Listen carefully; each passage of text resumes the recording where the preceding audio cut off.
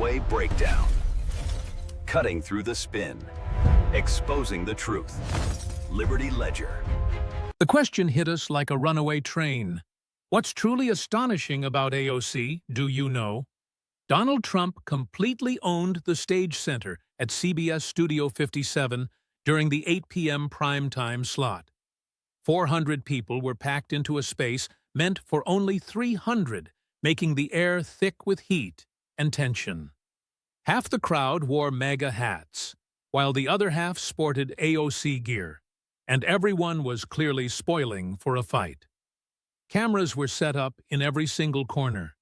10 million Americans watched from their homes, possibly even more, as social media live-streamed the whole thing. Margaret Brennan sat right between Trump and Alexandria Ocasio-Cortez, trying to look like she was in charge. But she really wasn't. Trump leaned forward, radiating that aggressive, no-nonsense New York business energy, the kind that just takes over a room, whether you like it or not. She shows up here in designer clothes that cost more than what most Queens residents make in a month, and she's going to lecture me about helping the working class. He paused, letting his statement hang in the air for 5 seconds, then 10. The crowd started to buzz, whispers growing louder and louder. That's rich? Actually, no. She's rich, and that's exactly the point. So, let's talk about that. AOC shifted her posture, still self-assured and composed, wearing that particular look she always had when she thought she was the smartest person there. It was the look that said she'd dealt with tougher opponents. Trump's eyes stayed locked on her. Folks, what you're about to hear is truly something else. 5 rounds and 5 examples of the biggest hypocrite in Congress. And believe me, that's saying a lot. We're going to talk about her fancy galas, her lavish lifestyle, the jobs she destroyed, and the people she hurt. We'll cover all of it. The studio audience leaned in as one. This was the moment everyone had been waiting for. The big showdown. Trump versus AOC, queens against queens, billionaire against socialist, reality clashing with fantasy. Margaret tried to cut in, asking if Mr. Trump could just pause, but Trump simply raised a hand, not rudely, just a signal to stop. Not right now, because we're starting with the dress, that infamous gown. The $35,000 outfit she wore while working-class people couldn't even afford food. But first, he turned to face the camera directly. If you've been waiting for someone to finally expose AOC for her double standards, hit that like button right now and share this video. Trust me, you'll want your friends to see this because what I'm about to reveal is truly unprecedented. He leaned back, looking completely at ease, and flashed that signature Trump smile, the one that always appears right before something bad happens to someone who probably deserves it. Let's proceed. Trump didn't waste any time. There was no slow build-up, just a direct attack, which was his usual style. Picture this scene. He gestured broadly to really set the scene. And this is a fact, folks. You can't make this stuff up. The Met Gala. And you know what that means? A lavish party, super upscale in New York, specifically for the rich to celebrate how rich they are. Tickets go for $35,000 a head. That's $35,000, more than many people make in an entire year. AOC's jaw tightened just a tiny bit, but it was enough for Trump to notice and for the cameras to catch it. And AOC shows up wearing a custom-tailored dress, a beautiful dress, actually. I'll give her that, which says, "Tax the rich," across the back. Tax the rich. He drew out every word at a gathering overflowing with wealthy individuals who each paid $35,000 to be there, including her. The irony is so thick, you could cut it with a knife. Someone in the crowd let out a nervous chuckle, and others joined in, the sound rippling through. Honestly, Trump's timing was perfect. You'd need one of those fancy knives they use at the Met Gala, because regular cutlery just isn't enough for the socialist socialite. The nickname landed and stuck, and you could see the reaction. AOC's face flushed just a bit, and her hands moved from resting on the armrests to clutching them with white-knuckled intensity. Trump stood up and started pacing, his energy building.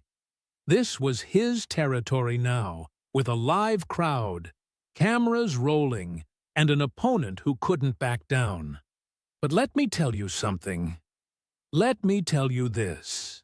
While AOC was at that gala, wearing that gown and sipping champagne with famous figures and millionaires, there were citizens watching, ordinary people, working-class individuals, people who had sent her money, believing she would fight on their behalf. He stopped his pacing, turned to face the spectators, and swept his eyes across the room.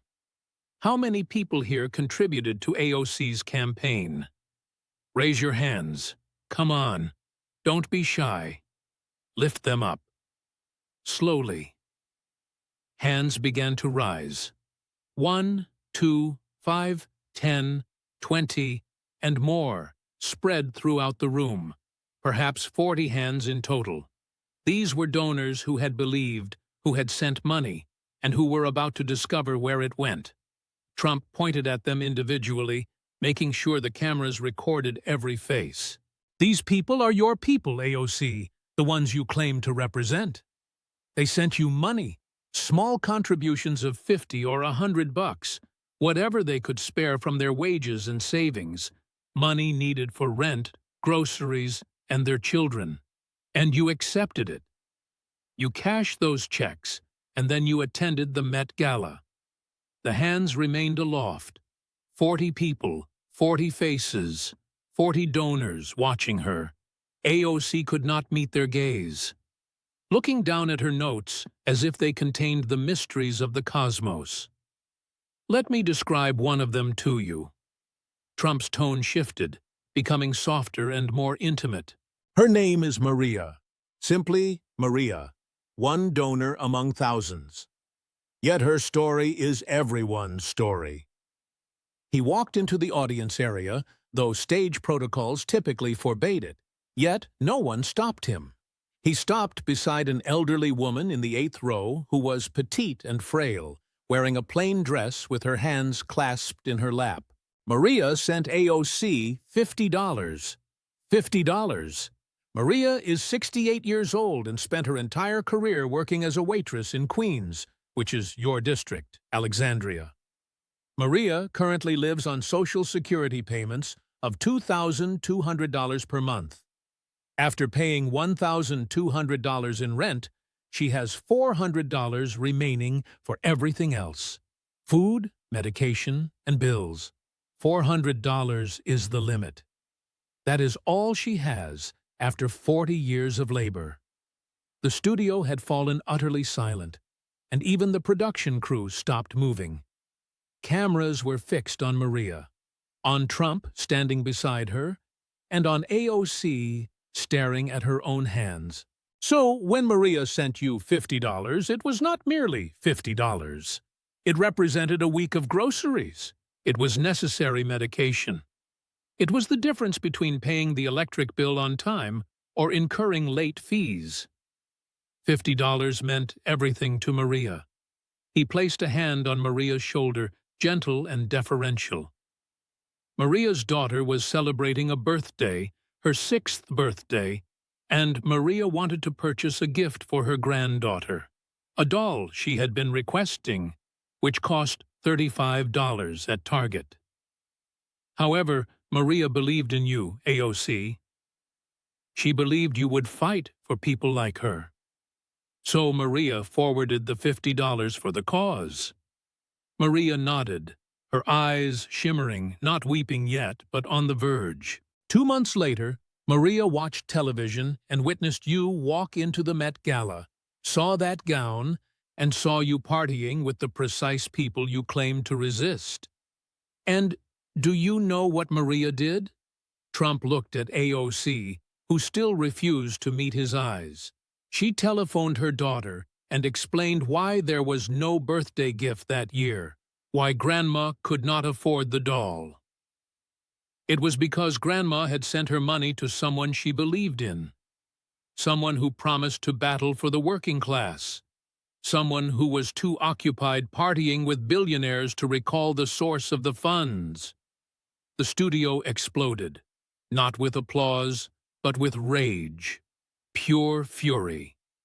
Booing commenced in the rear, spread forward, and rolled through the crowd like thunder. The 40 donors, with their hands raised, still holding them up, were shouting, "Now, where is our money? Give it back, fraud."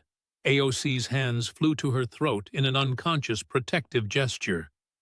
Her breathing pattern changed, becoming shallow and rapid, and you could see her chest heaving with panic. Margaret attempted to restore order, slamming her papers on the desk, asking if everyone could please settle down, but nobody was listening. Trump allowed it to crescendo, letting the anger disseminate, letting 400 people process the identical betrayal simultaneously. When he finally spoke, his voice sliced through the mayhem like a knife through butter. $35,000 for the ticket. $35,000 for the dress, totaling $70,000 for a single evening. While Maria's granddaughter received nothing for her birthday, he walked back to center stage, positioning himself between AOC and the cameras.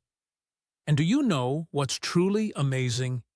That $70,000 came from folks like Maria, from small donors, from your hard-earned, tax-deductible contributions.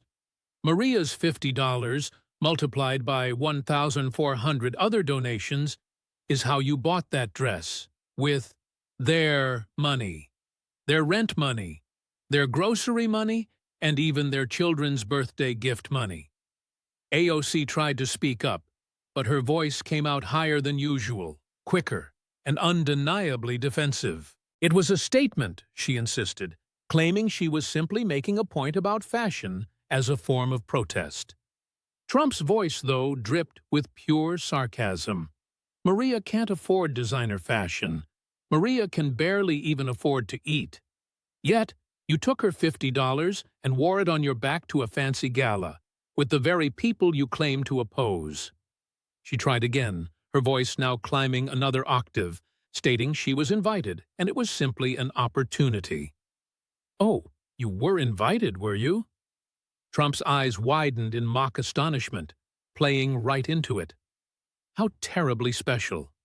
Maria, on the other hand, wasn't invited. Maria was actually working at a diner, serving people just like you, people who can easily afford $35 dime tickets, while you were wearing her granddaughter's birthday present. AOC's face had gone from bright red to deathly pale, the color draining completely away. She glanced left and right, frantically searching for help, for an exit, for anyone who could possibly put a stop to this, but nobody came. Maria slowly stood up, using the seat in front of her to steady herself. Trump offered her his hand. She took it and gently steadied herself. The cameras found her instantly, every lens in the studio zooming in for a close-up on this 70-year-old woman from Queens who had sent $50 and received nothing but a shattered promise. When Maria finally spoke, her voice was tiny and quiet. Yet every single microphone in the studio captured her words and carried them to 10 million homes. "I trusted you." Just 4 words. That was all she said. 4 words, spoken in a voice that trembled with raw emotion, with profound betrayal, and with that specific, crushing disappointment that comes from believing in someone only to learn they never believed in you. "I trusted you. I watched all your speeches. I believed you cared about people like me. And I sent you money I didn't even have, because I thought you'd use it to help. And instead, You just went to a party." She couldn't finish her sentence and sat down heavily. Someone next to her, perhaps another elderly friend, gently placed an arm around her shoulders. This time, the studio didn't erupt. Instead, it collapsed into something far heavier than mere anger, into grief, and the stark realization that someone they had deeply trusted had betrayed them in the most fundamental way possible. Taking their money and using it for luxury while they struggled, Trump just stood there silently, letting the moment breathe, letting everyone truly feel the weight of what had just been said, the raw implications, and the undeniable truth. When he finally spoke again, his voice was quieter and even harder. Alexandria Ocasio-Cortez, under these bright lights, in front of these cameras, and right here, in front of Maria, and everyone else who donated to you, answer one simple question. Did you or did you not attend the Met Gala, while working families in your district struggled just to pay their rent? AOC's voice, when it finally came, was barely above a whisper. "The tickets were for the museum," she stammered, barely audible. "Yes or no?" A long silence followed. 5 seconds, then 10, 15, 20. "Yes." "Did your dress cost more than most people in Queens earn in an entire month?" "I didn't pay for it," she began to say. "Yes or no?" "Yes." "And did you use campaign donations, money from people like Maria, to fund your political operation while spending $70,000 on just one night?" Her lawyer would have absolutely advised her to stop answering. But she wasn't thinking about lawyers anymore. She was thinking about Maria, about the 40 donors with their hands still raised, and about 10 million people watching her admit the painful truth. Yes. Trump then turned to the cameras, to America, and to everyone watching at home. Folks, that is just one scandal. One glaring example of the socialist socialite taking your money to party with the wealthy, while you can't even afford groceries. But wait, there's more. Oh, so much more. He opened a folder on his podium, a thick, heavy folder containing new evidence and even new horrors. Let's discuss what she drives, where she actually lives, and how she spends. All while she lectures you about capitalism being evil. She tells working people they are oppressed and preaches about income inequality from her luxurious apartment. AOC's hands were shaking now, visibly trembling, and the cameras zoomed in even tighter to broadcast it to millions. Trump then smiled that dangerous smile, the one that clearly implies, "I'm just getting started." That, folks, was just round one. The dress, Maria's $50, and your donations funding her lavish lifestyle. If you're one of those donors, if that was your money she spent, share this and let everyone see what their contributions actually purchased. Because it certainly wasn't fighting for workers. It was fighting for her image. Keep watching. Trust me, it gets significantly, significantly worse. The audience roared its thunderous approval. Half of them were on their feet now, applauding and chanting, "Trump, Trump, Trump." The other half, AOC's supporters, sat there silently, looking unsure and starting to have doubts. Margaret tried to call for a commercial break, but no one was listening. Trump just kept talking. Trump was pacing again, building up energy and momentum, much like a shark that had tasted blood and now wanted more. "Let me tell you something." His voice filled the studio, not yelling, just expansive and overwhelming. "Let me tell you about the people in AOC's district. The people she claims to represent. Working families. Real working families. Not the activists or the socialists from Brooklyn who love her on Twitter, but the actual folks who live in Queens, who voted for her and believed in her." He stopped pacing and turned to face AOC directly. These people see you every single day. And you know what they see? They see what you drive. They see where you live, and they see how you spend. Then they hear what you preach. Socialism, income inequality, eat the rich, abolish billionaires, and tax wealth out of existence. His voice dripped with sarcasm as he said each word. Meanwhile, you're living like one of them. Well, not exactly a billionaire, but definitely enjoying a millionaire lifestyle on a government salary.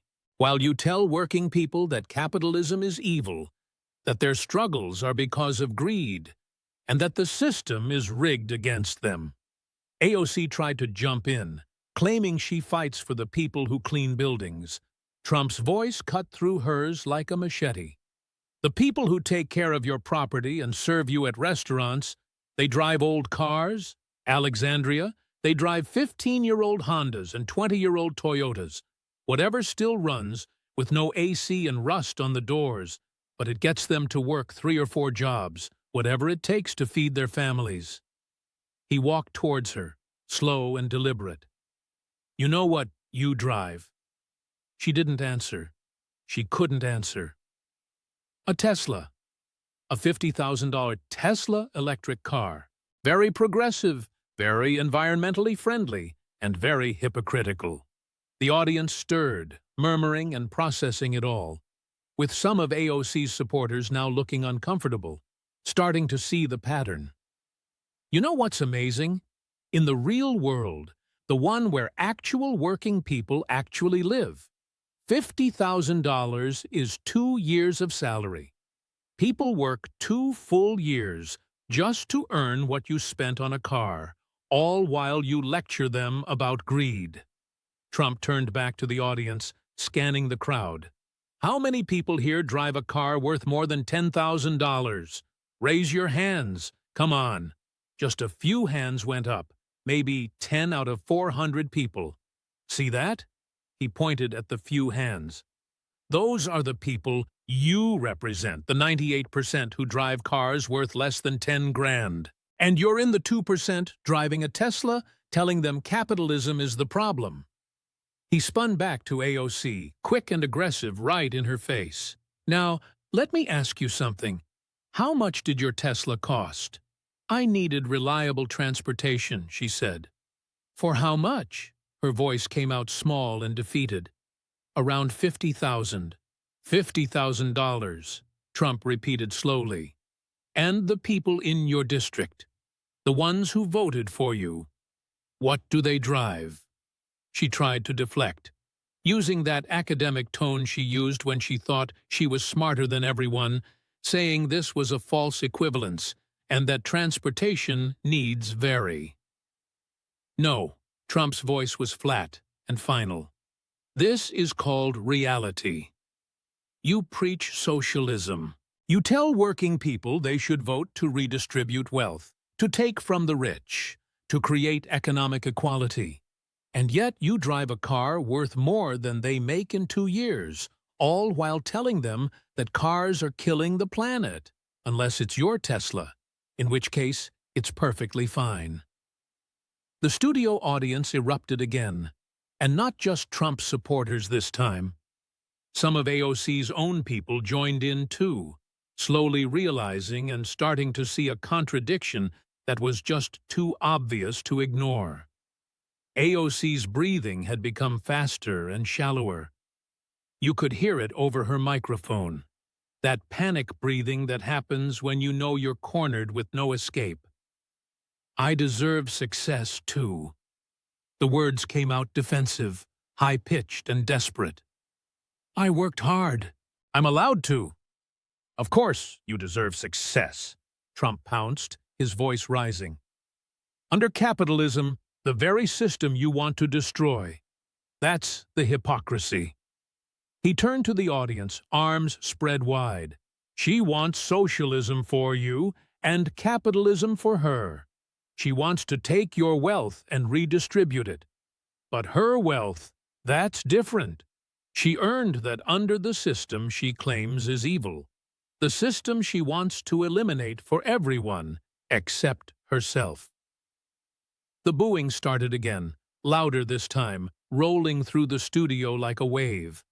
Even some of AOC's supporters weren't defending her anymore, just sitting there silently, processing the contradiction. Trump wasn't finished. You live in a luxury apartment, $2,600 a month for a two-bedroom apartment in Navy Yard. That's a nice neighborhood. A very nice one, in fact. But do you know what working families in Queens are paying?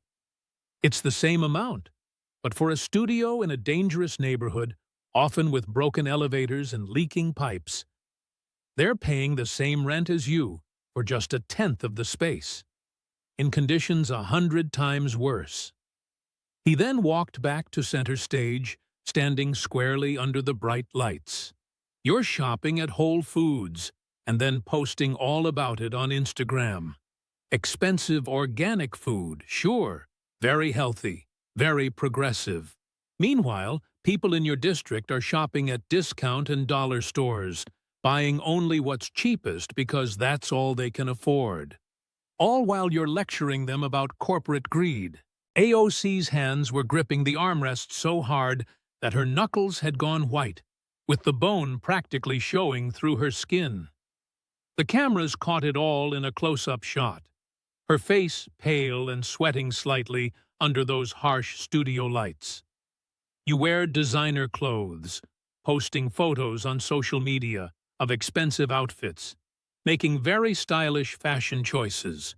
Working people in Queens, however, wear whatever doesn't have holes, whatever still fits, and whatever they can afford from clearance racks, all while you preach about income inequality. Trump's voice then dropped, becoming both quieter and far more dangerous. The real difference between you and them is simple. They are honest. They know they are struggling. Yes, they know the system is hard, but they work anyway. They try anyway. They don't blame everyone else for their problems, and they certainly don't pretend to be something they're not. He pointed right at her, direct and truly accusatory. You got elected by pretending to be one of them. The bartender from the Bronx, the working-class hero, the voice of the people. But the second you actually obtained power, you became exactly what you claimed to oppose. Rich, entitled, completely out of touch, and living in luxury while preaching about sacrifice for everyone else. AOC tried to respond. Her mouth opened, then closed, and then opened again, but still, no words came out. Just that shallow breathing, that panic, that dawning realization that everything she had built, her entire brand, was being destroyed in real time on national television. In the real world, Trump continued, his voice now building again, you don't get to preach about income inequality while driving a $50,000. You don't get to attack the rich while actively becoming one yourself. You don't get to lecture about privilege while you're living in privilege. He walked toward her one more time, stopping right in front of her chair. Unless, of course, you are AOC, unless you are the socialist socialite, unless you are a fraud who never actually believed any of it. You just used it all to get elected, to get famous, and to get rich, while the very people who believed in you received absolutely nothing. The studio was on its feet now, 300 people standing, applauding, and roaring. The sound was physical, absolutely overwhelming. AOC just sat there, shrinking, seemingly getting smaller and smaller. The confident activist was gone, replaced by just a politician caught in lies she simply couldn't explain away. Trump then looked at the cameras, at America itself. That's 2 rounds. The Met Gala while working people starve, and the Tesla while preaching socialism. Your donations are funding her luxury lifestyle, all while she attacks the very lifestyle she's living.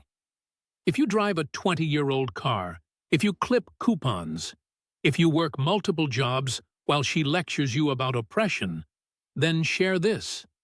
Let everyone see the real AOC, the one who lives like the elite while attacking the elite.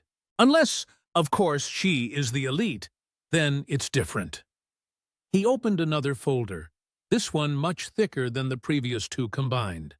Now, let's talk about the jobs she killed, the families she destroyed, and the opportunities she eliminated.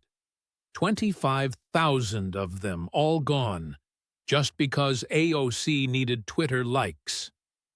AOC's face had gone beyond pale, now almost gray. She looked to her staff, to anyone, begging with her eyes for someone, anyone, to make this stop. Nobody could. Trump just kept going. His energy then shifted. Less sarcasm now, and more raw anger. Real, palpable anger.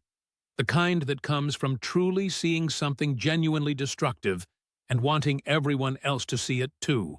Let me tell you about the single dumbest thing I have ever seen in politics. His voice filled every corner of that studio. And believe me, I have seen a lot of dumb things, but this truly takes the cake. This is truly special. He picked up a paper from his podium, holding it high. Amazon wanted to come to New York, specifically to Queens, right in AOC's district, to build a headquarters and create jobs. Real jobs. Good, solid jobs. 25,000 jobs. He let that number just sit there. Let it breathe. Let it grow. 25,000. Just think about that. Not 25,000. Not 25,000 of anything else, but 25,000 jobs. 25,000 families getting paychecks. 25,000 people getting health care, and 25,000 opportunities for better lives. Trump set the paper down then and started pacing again. And AOC, the socialist socialite, Sandy from the Bronx, the bartender billionaire herself, she said no. She killed it. She actually celebrated, throwing a party on Twitter and declaring, "We stopped Amazon." It was as if she'd won something, achieved something major, as if wiping out 25,000 jobs was a true victory. The crowd started to murmur. Even some of AOC's own supporters seemed uneasy, given this was all documented, public, and absolutely undeniable. So who really lost here? Trump's voice began to gain power. It was the 25,000 individuals who desperately needed those jobs. It was all the families who had applied. The single parents in retail who could have landed real careers. The young folks stuck in dead-end positions who could have found new opportunities. And the middle-aged employees laid off from other companies who might have gotten a much-needed second chance. He paused his pacing, turning to confront AOC head-on. Every single one of them gone, all because you wanted to appear strong, because the Brooklyn socialists were watching, and because you needed to earn political points with progressives who, frankly, have never known a day of struggle. AOC attempted to respond, her voice trembling, insisting Amazon wouldn't pay their fair share. $85,000. Then, Trump's voice just erupted. He wasn't shouting, but it was enormous, absolutely overwhelming. That's exactly what those jobs were paying. Folks in your district are making barely $30,000 right now. So you just kept them from a $55,000 raise. And for what reason? She fumbled her words, trying again to say, "We cannot let corporations—" But who is we? Trump sharply interrupted her, his voice cutting like a blade. You made that decision. Not we, but you. The very people who needed those jobs weren't consulted. They weren't even asked for their opinion. You just decided they didn't need any opportunities. You decided that Twitter likes were more valuable than the future of their families. He then turned to the audience, looking across the faces in the crowd. How many of you here actually applied for Amazon jobs or know someone who did? Go ahead, raise your hands. Slowly, hands began to rise. 1, 5, 10, 20, 30, 40, 50, and then more, scattered all through the audience, maybe 60 total. These were individuals who had applied, who had truly hoped, who had genuinely believed Amazon would offer them an opportunity. The cameras swept across them, capturing their faces, their raw emotions of anger, betrayal, and deep loss. Trump gestured towards them, making sure AOC saw it, making sure all of America saw it. Do you see that? These are the people you directly harmed. Not Amazon, not even Jeff Bezos, but these individuals right here. Real people from your very own district who voted for you, who trusted you to help them, and yet you completely destroyed their chances, all for some tweets. A middle-aged Hispanic man, dressed in a button-down shirt, stood up, his voice quivering with emotion. I applied for operations manager, an $80,000 position. I was planning to move my family out of our apartment into a nicer neighborhood with better schools for my children. Then, one by one, others throughout the audience rose to their feet. Another said, I applied for tech support and could have finally started a real career. Someone else added, I applied for warehouse supervisor and would have gotten my daughter off food stamps. Another stated, I applied for customer service, which would have been my first genuine job opportunity in 5 years. Their voices merged, overlapping and growing in intensity.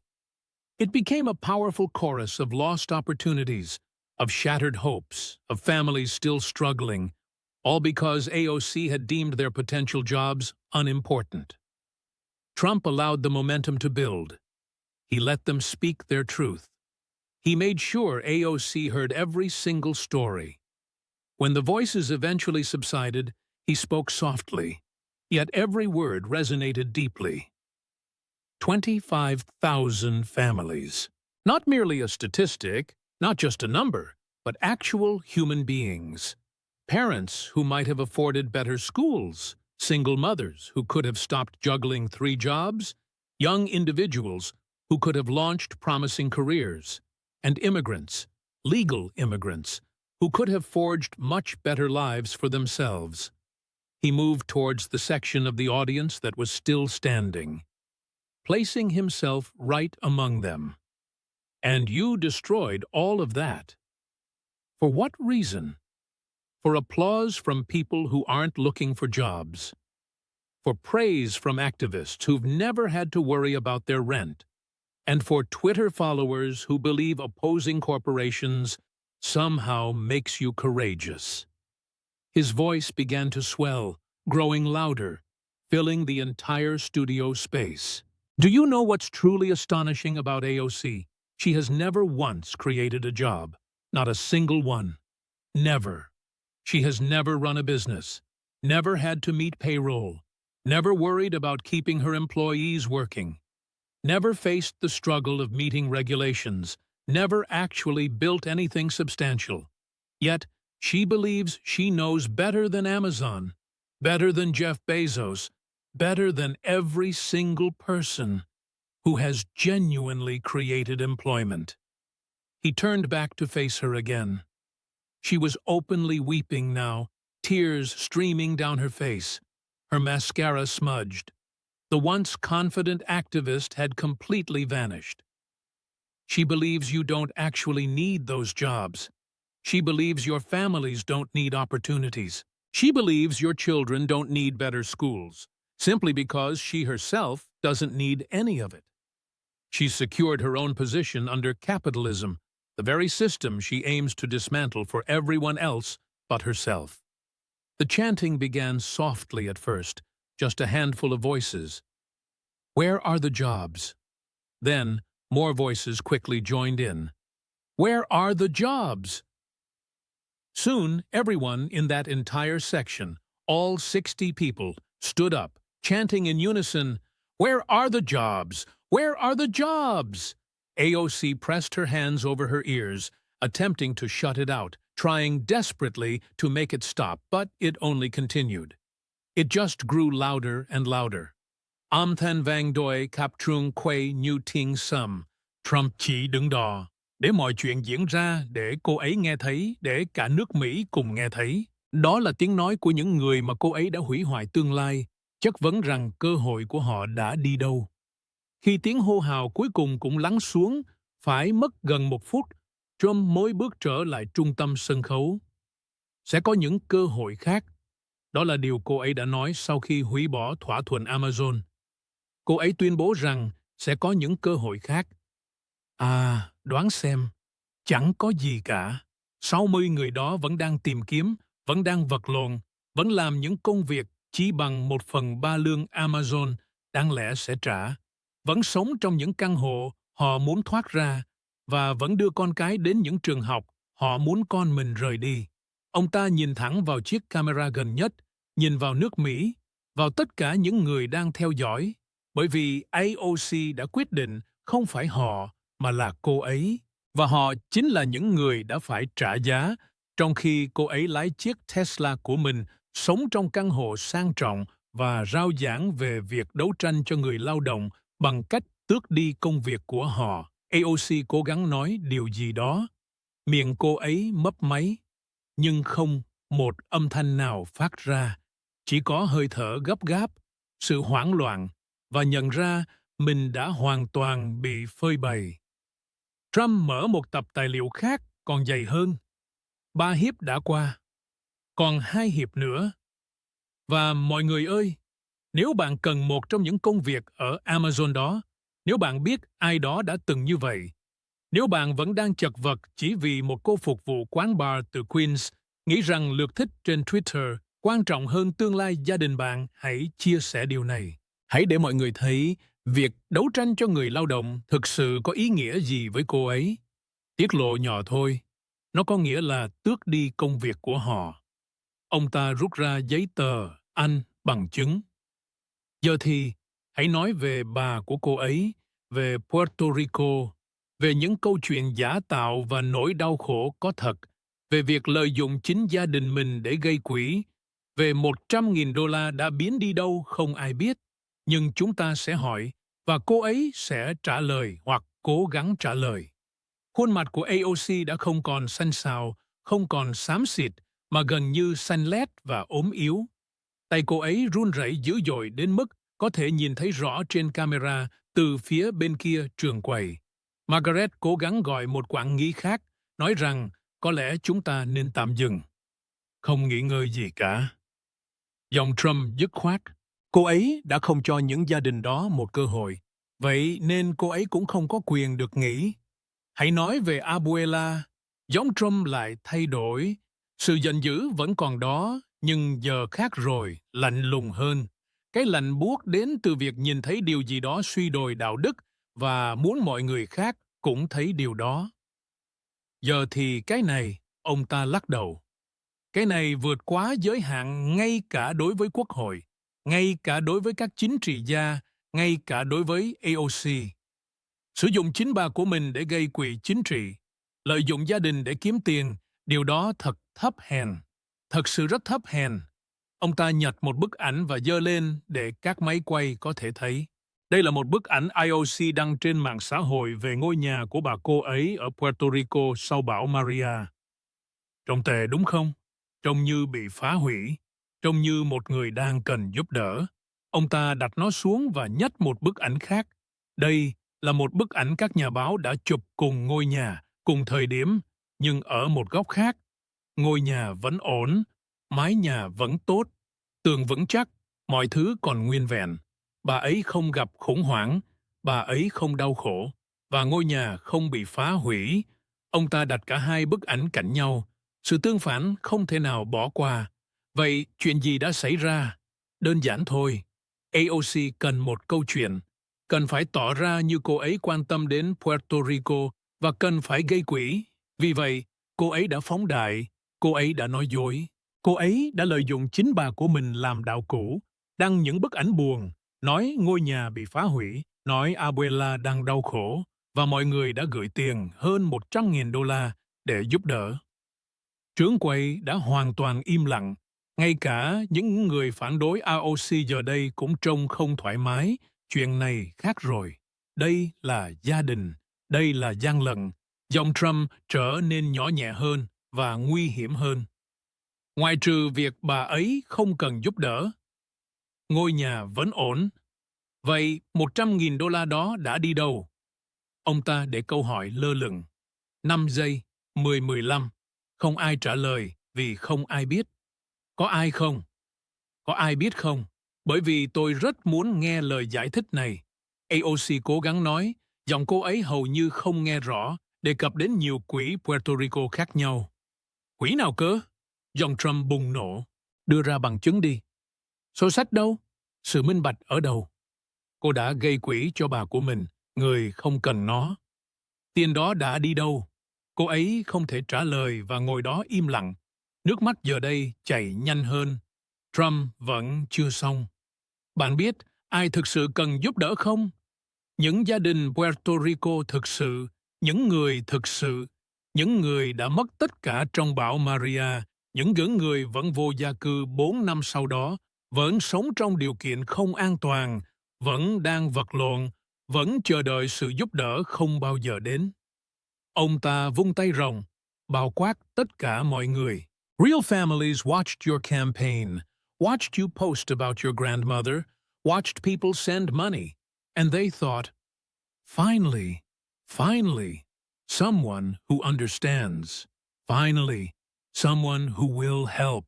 Finally, someone from Congress who cares about Puerto Rico. His voice dripped with disgust. Then they found out it was fake. Your grandmother was fine. The house was fine. And the money went somewhere nobody knows where, but it certainly did not go to the families who actually needed it.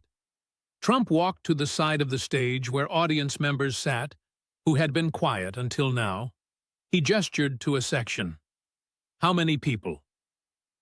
Here are from Puerto Rico or have family. Affected by Hurricane Maria?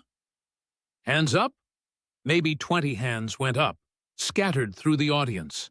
Puerto Rican community members, people with connections to the island. People who knew what real hurricane damage looked like. Did any of you get help from AOC's fundraising? Anyone? Heads were shaking. A universal negative. Not one person got help. Of course not. Because the money was not for you. It was for her, her image, her brand, and her political career.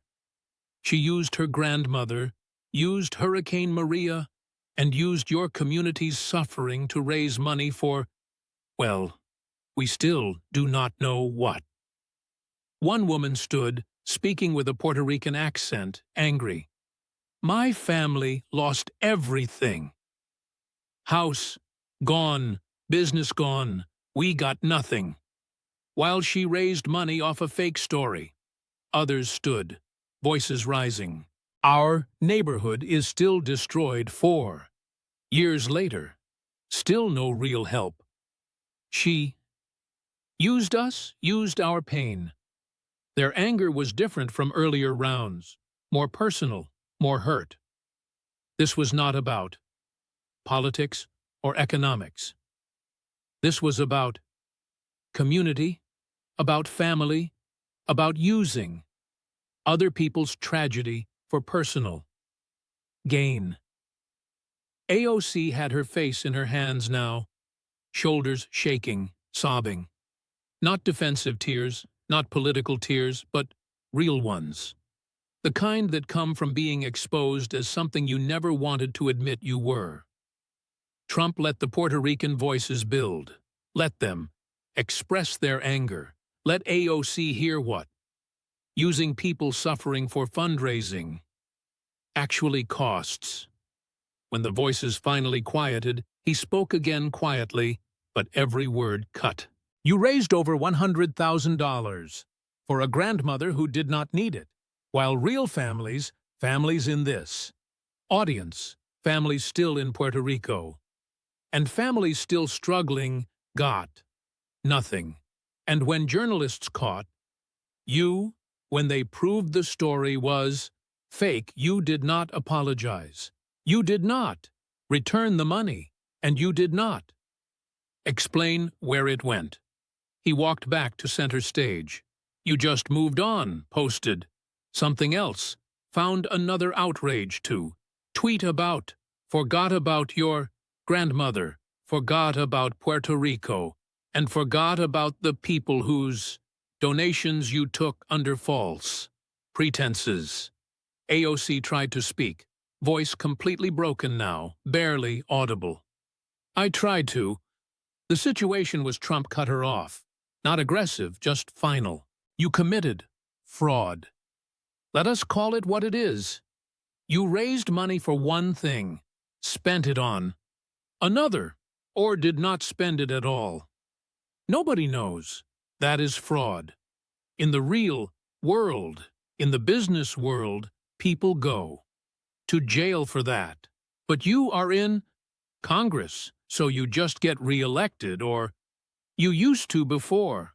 Tonight, he picked up another folder, the final one. 40 rounds, the Met Gala, the Tesla, the Amazon jobs, the grandmother fraud. One more to go. And this one is about your big plan, your Green New Deal, the $93 trillion fantasy that would destroy millions of jobs, including businesses that have existed for generations. Family businesses, American businesses, all gone because a bartender from Queens who has never run a business decided she knows how to run the economy. AOC was completely broken now, head down, unable to look at anyone, unable to speak, unable to defend, just sitting there destroyed, exposed, and finished. The audience was on its feet. Not all of them, not the AOC supporters, but most were standing waiting for the final blow, the knockout punch. Trump smiled, that dangerous smile. Let us finish this. Trump's energy came back full force, almost gleeful now, like he was about to deliver the punchline to the longest joke in American political history. Okay, he clapped his hands together.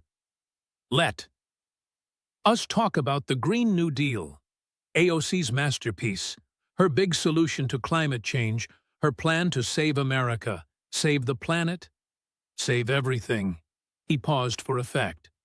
93 trillion, the way he said it, stretching it out, making every syllable count with a T trillion.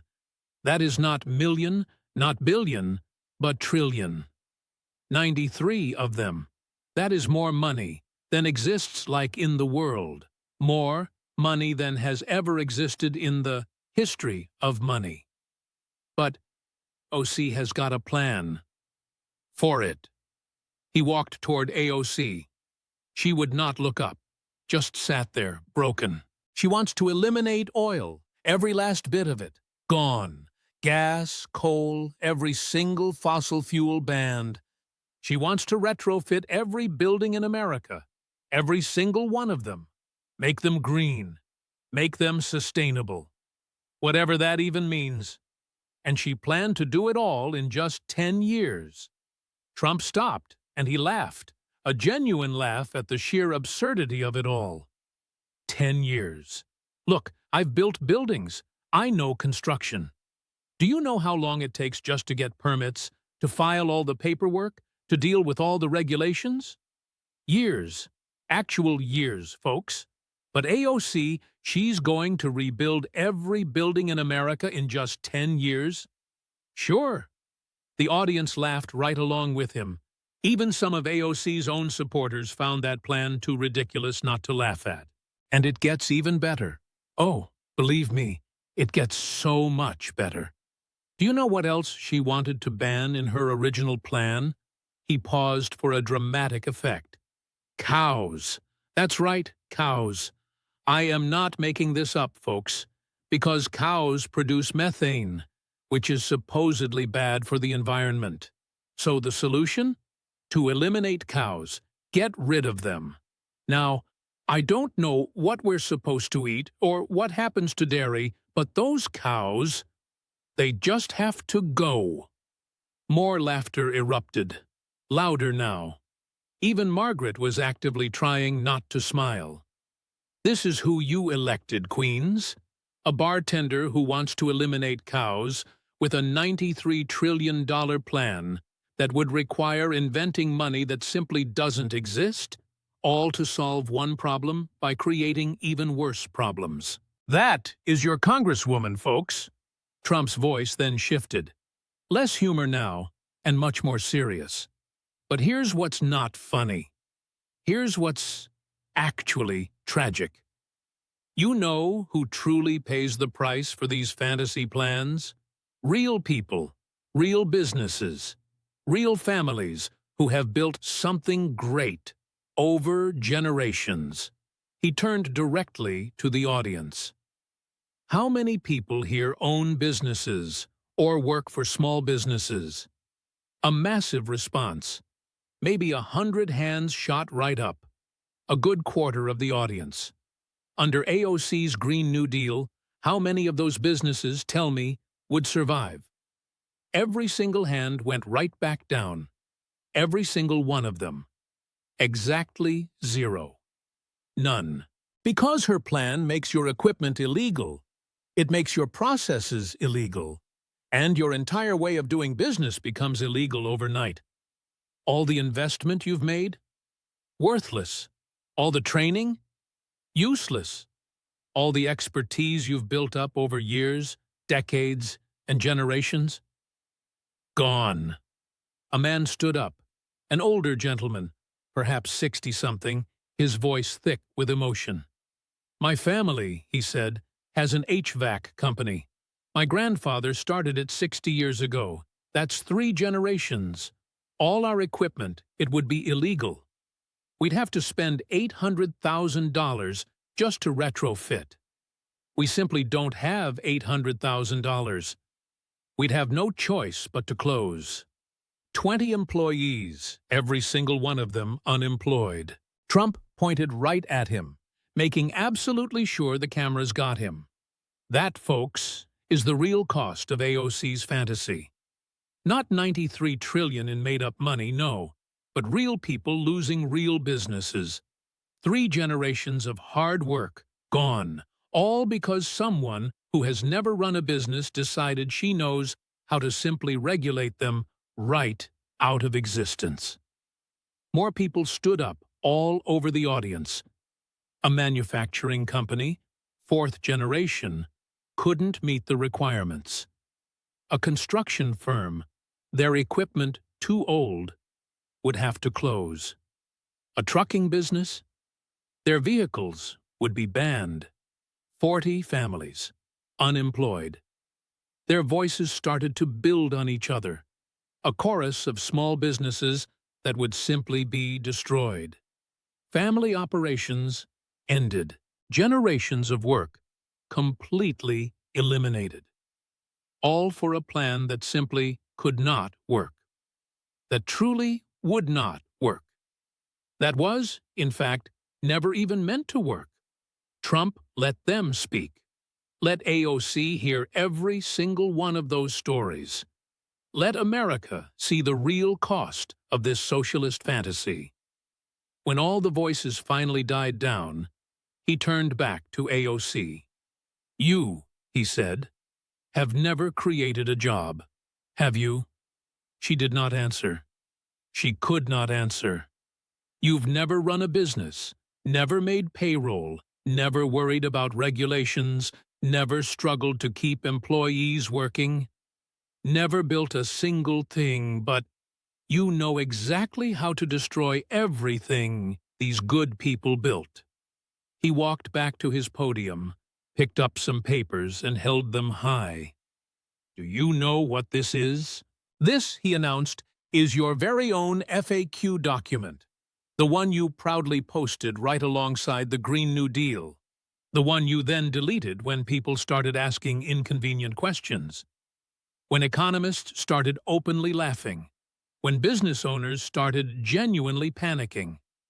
Trump began to read from it slowly, making absolutely sure everyone heard every word. Quote, "We aren't sure how to pay for it." Your very own words. Not sure how to pay for $93 trillion. Just imagine that.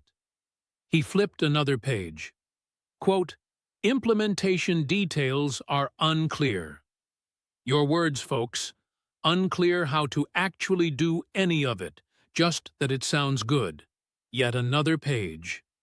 Quote, "The timeline may not be feasible." May not be feasible. That's your way of saying it's impossible. 10 years to rebuild America is an impossible task, but you proposed it anyway. He then set the papers down.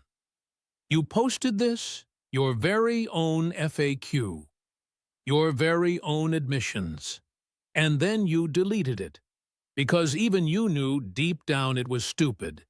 Even you knew it simply could not work.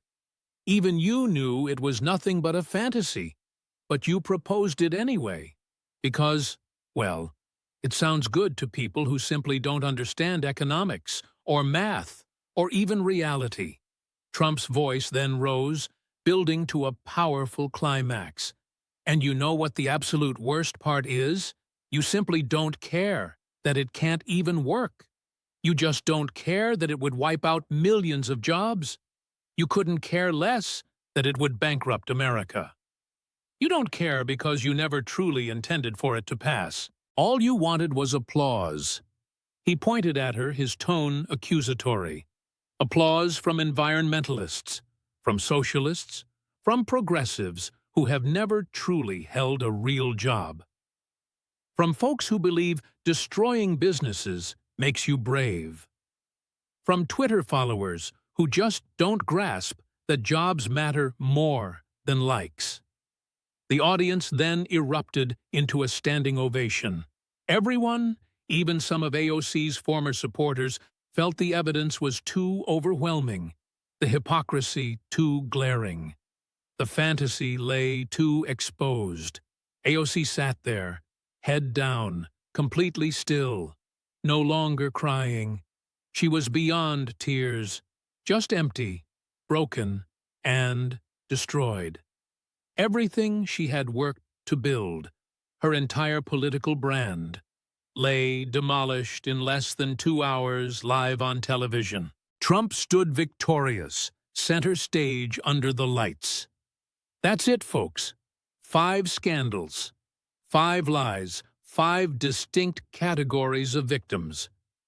There was the Met Gala, while small donors went hungry. The Tesla, while she preached socialism, killing Amazon jobs, then fundraising fraud, and the Green New Deal, a fantasy that would ruin millions of businesses. He looked directly into the camera, addressing America, with 10 million people watching. That is Alexandria Ocasio-Cortez. That is the socialist socialite. That's who Queens truly elected.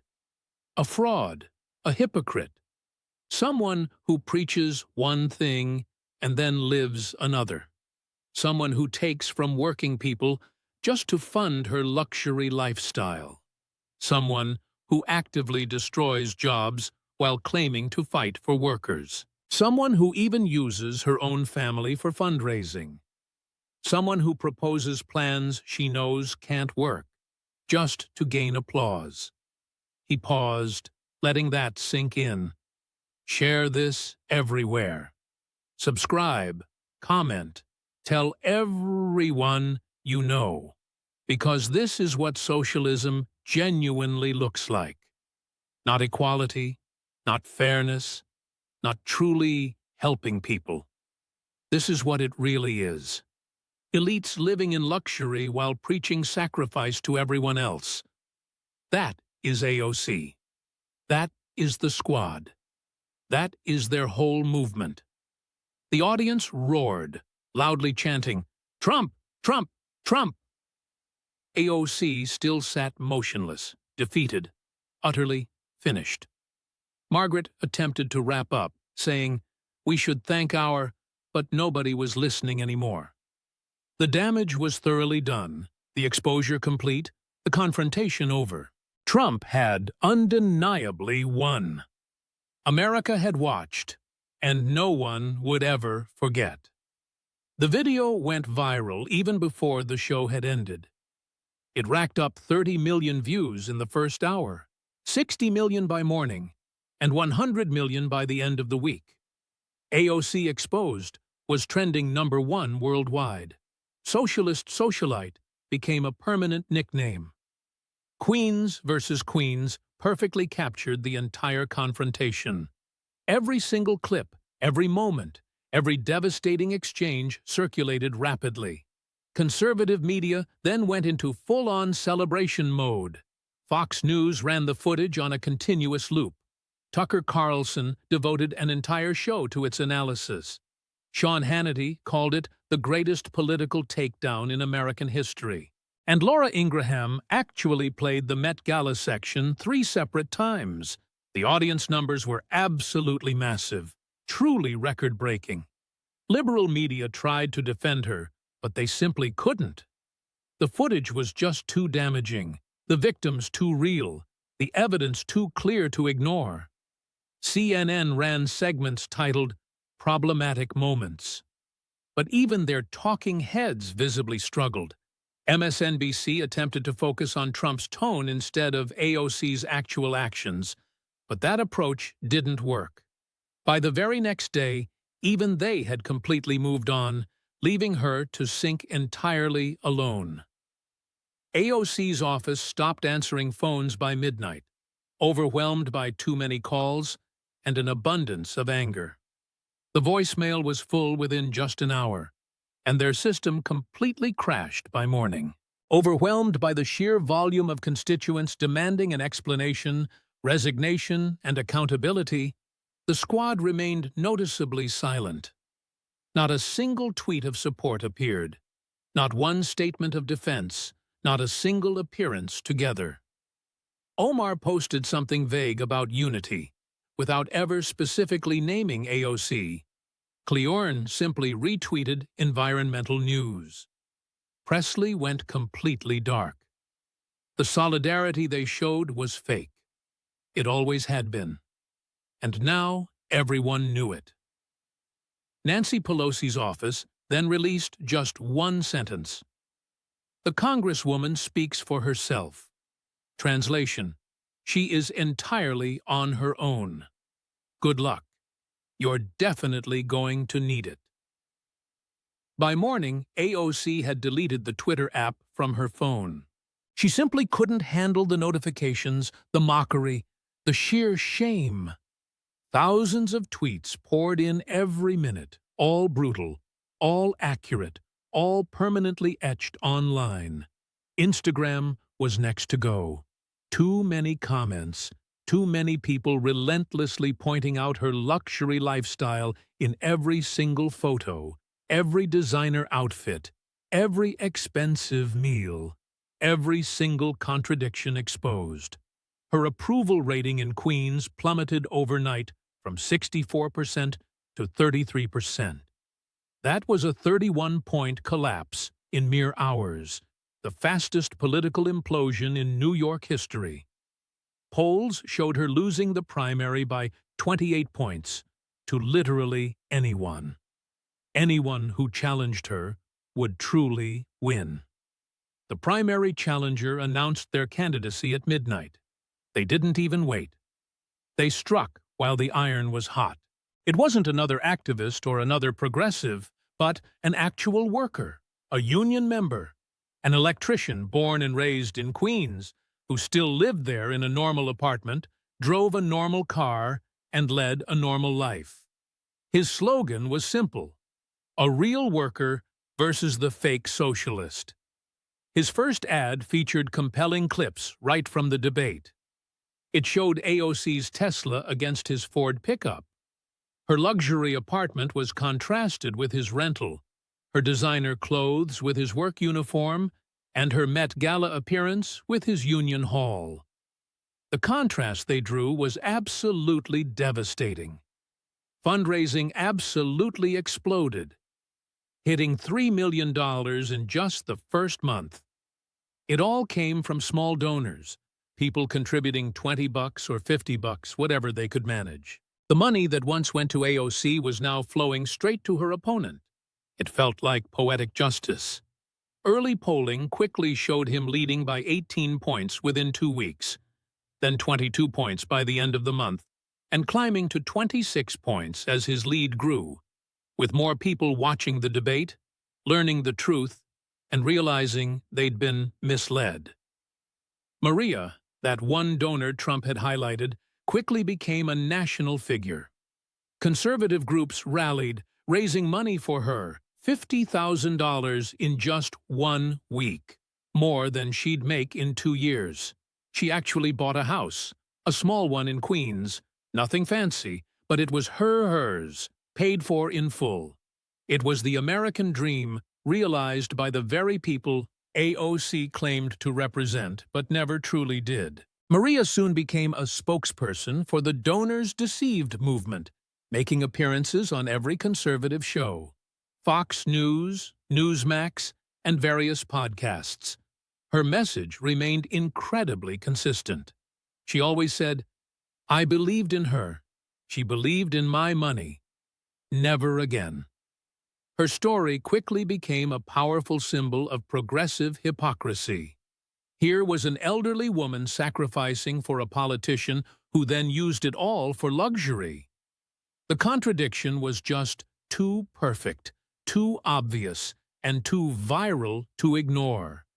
Working people in AOC's district started organizing.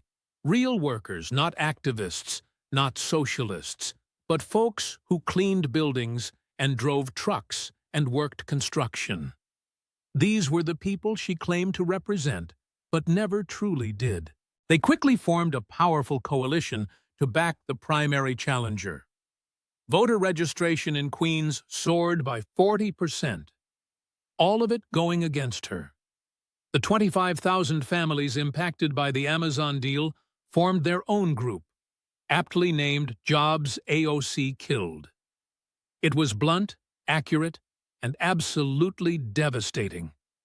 They meticulously documented every single person who applied, every family that desperately needed work, and every opportunity that was ultimately destroyed.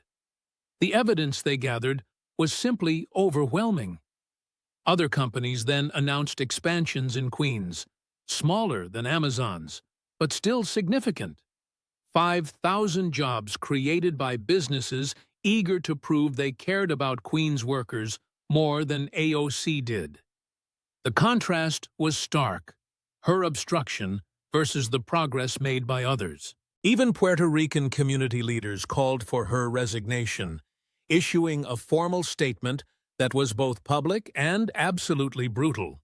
They declared, "She exploited our suffering for personal gain.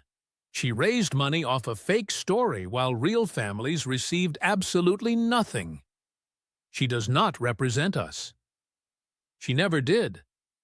Community organizing efforts throughout the district turned squarely against her. Bilingual campaigns in Spanish and English were launched, with churches, community centers, and local businesses all turning against her. Her name became toxic, literally AOC toxic, in the very neighborhoods that had once elected her. The sense of betrayal was just too personal, and the fraud too painfully obvious. Small business owners across Queens quickly organized, forming Business Owners Against AOC, a coalition that endorsed the primary challenger en masse. They carefully documented every single regulation she proposed that would hurt their businesses, and then, almost to spite her, they created jobs, proving what actual job creation really looked like and what truly helping workers meant. The Chamber of Commerce then issued a formal opposition, not just against her policies, but directly to her as a candidate. For the very first time, they'd ever formally opposed a specific candidate. But the threat of the Green New Deal felt too real. The danger was just too obvious to ignore. They simply couldn't stay neutral any longer. Even progressive organizations began to distance themselves. The Democratic Socialists of America even released their own statement. It said, "We support democratic socialism, not hypocrisy." Their unspoken translation, "She is making us look bad." We are out. Major donors publicly cut ties, issuing statements explaining exactly why her fundraising suddenly collapsed from millions down to mere thousands. Nobody wanted that association anymore. Nobody wanted the taint it brought.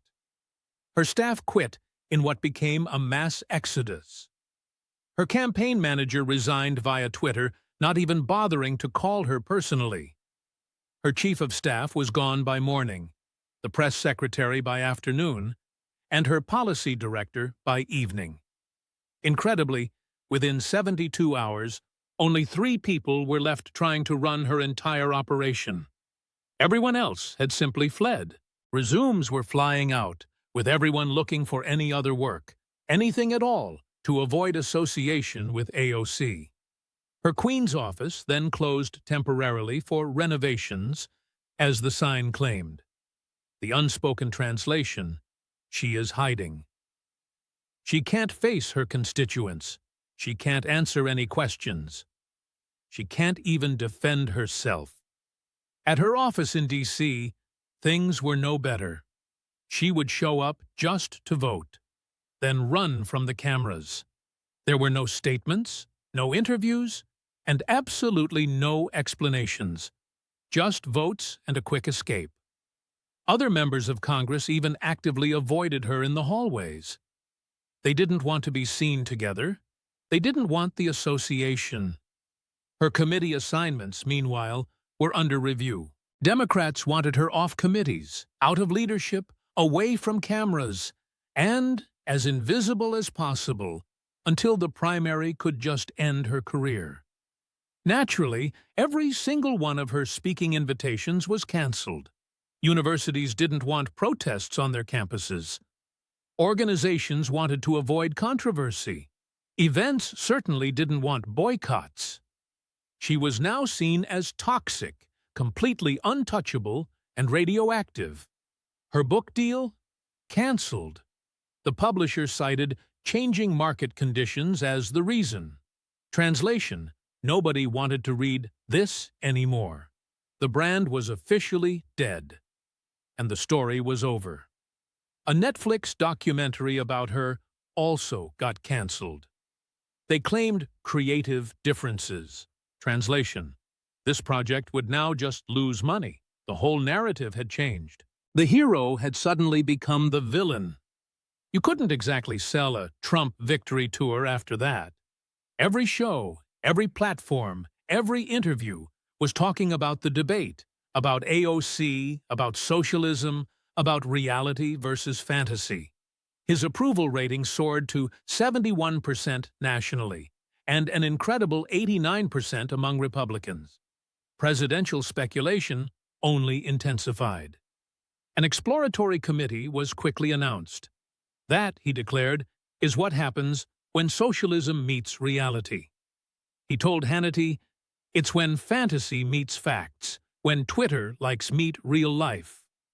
Queens had taught the bartender a hard lesson, a Louisiana lesson, to be precise, a Trump lesson through and through. Don't lie to people about who you truly are, because eventually someone will call you out on national television in front of 10 million people. And then it's all over. The phrase caught on, "Don't let Trump pull an AOC on you," became a stark warning among Democrats. Every progressive was terrified of similar exposure. Every socialist was checking their own lifestyle for any contradictions. Every activist was making sure their story would hold up under scrutiny. AOC hadn't appeared publicly since that debate, for 3 full weeks. No appearances, No statements, absolutely nothing. Just silence. The confident activist she once was completely gone. Now, just a broken politician, waiting for the inevitable end. Primary polling showed her losing by a staggering 32 points, and internal numbers were even worse. The campaign knew it. Her staff knew it. And she knew it. Loss was simply inevitable. Her career was over. It was just a matter of time. She desperately looked for an exit strategy. Her post-Congress career options were incredibly limited. Nobody wanted her. Universities said no. Companies said no. Organizations said no. Even progressive groups passed on her. Her brand was simply too damaged. Her reputation too utterly destroyed. A rumored Netflix deal also fell through. Book publishers wouldn't even return her calls. Speaking agents just stopped answering. She was completely alone, utterly alone. Everything she had built, now gone. Destroyed in just 2 hours on live television by simple questions and obvious evidence. The nickname Socialist Socialite stuck, permanently used by everyone, even other progressives, even her former allies. It captured everything perfectly. The hypocrisy, the fraud, the blatant contradiction. Living like the elite, all while preaching equality. Getting rich off capitalism, yet constantly attacking capitalism. A luxury lifestyle, funded by working-class donors who themselves struggled. Her Wikipedia page was updated within hours. No longer a rising star, no longer a progressive champion, no longer a squad member, just former U.S. representative, lost primary following televised debate. Now known only for controversial policies and lifestyle contradictions. That was her entire legacy. Just those former controversial contradictions. Nothing else would ever be remembered. The Green New Deal forgotten. The squad disbanded. The entire movement fractured.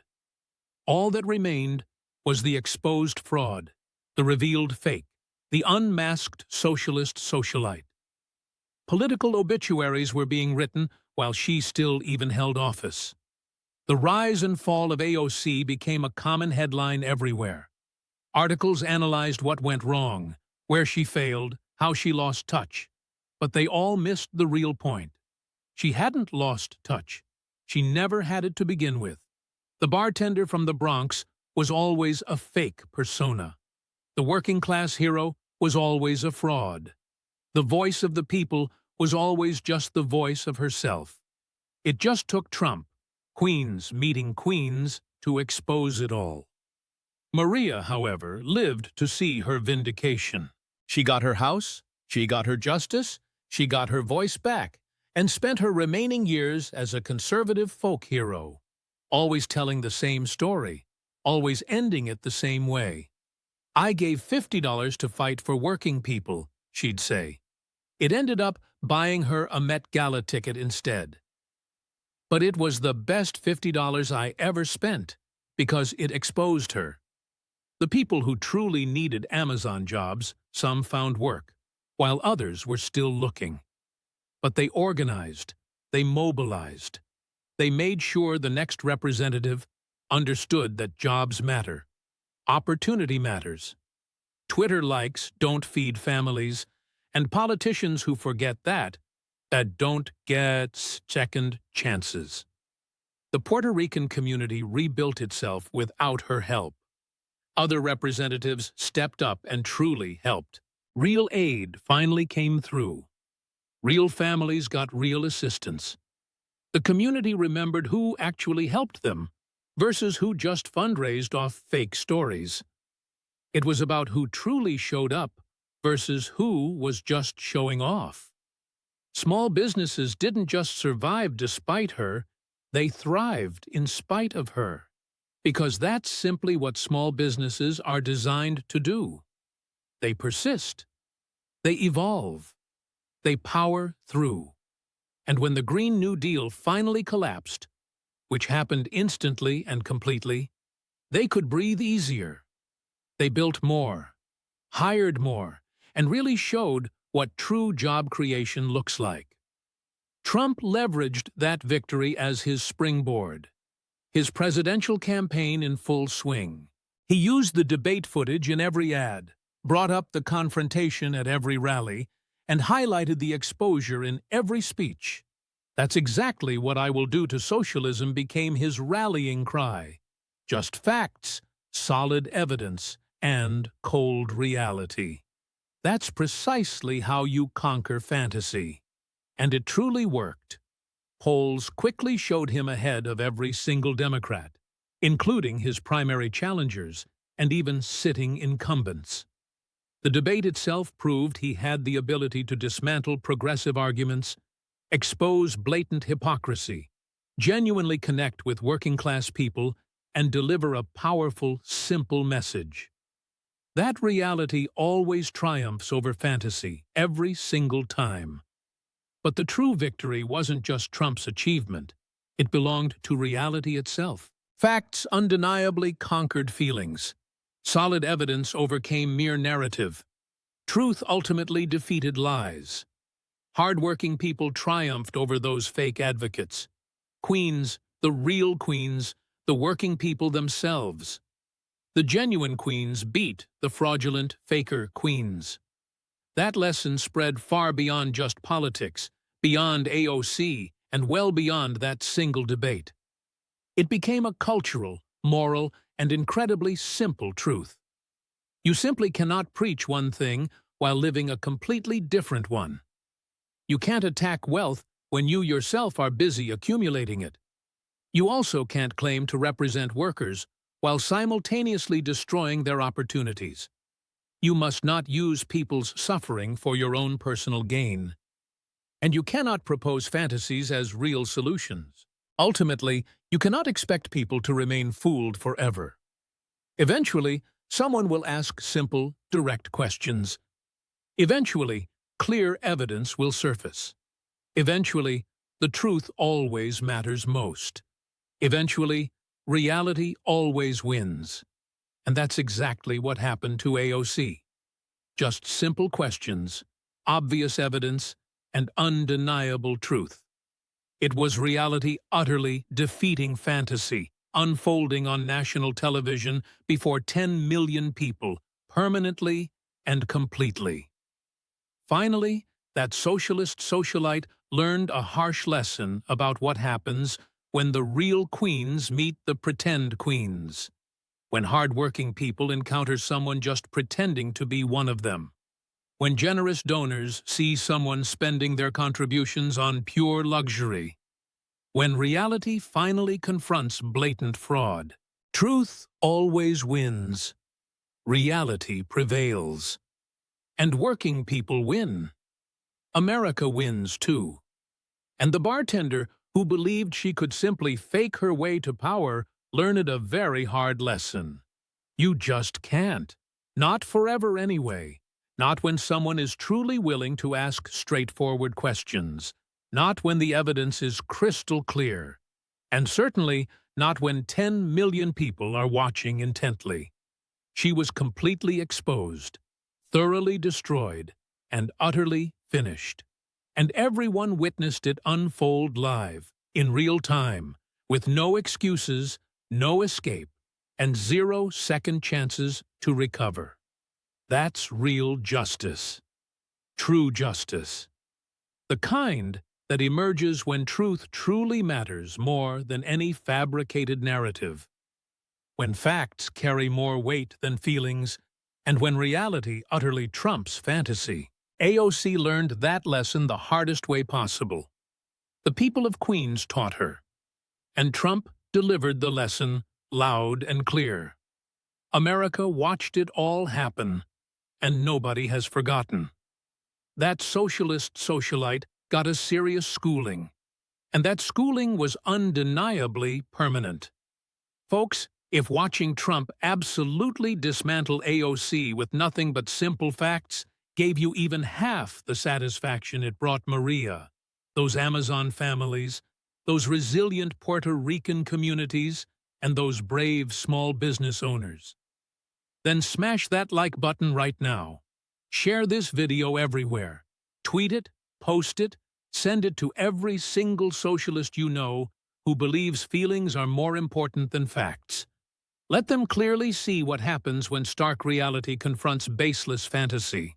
When genuine business acumen meets mere bartending, when the real queens meet the fake queens, when someone who has truly built something meaningful confronts someone who has only ever torn things down. Make sure to comment below. Should AOC resign from her position? Should she face an investigation? What do you think should happen next? Because America is definitely watching. Hard-working people are watching, and we are not forgetting any of it. And please subscribe, because trust me, there are plenty more like her out there. Bernie, Ilhan, the entire squad. They're all concealing the same glaring contradictions, living the same deceptive lies, preaching the same elaborate fantasies, all while living completely different realities themselves. This is truly just round one of Trump's exposure tour. We're only just getting started, folks, and after everything you just witnessed, you know exactly how this story ends. It ends with truth, with undeniable reality, with hard facts, with working people finally receiving justice, with frauds being completely exposed, and with socialists getting a permanent schooling. That's exactly what we consistently deliver, every single time. No exceptions, no excuses whatsoever. We'll see you in the next one. And trust me on this, it's only going to get even better. Because justice never sleeps.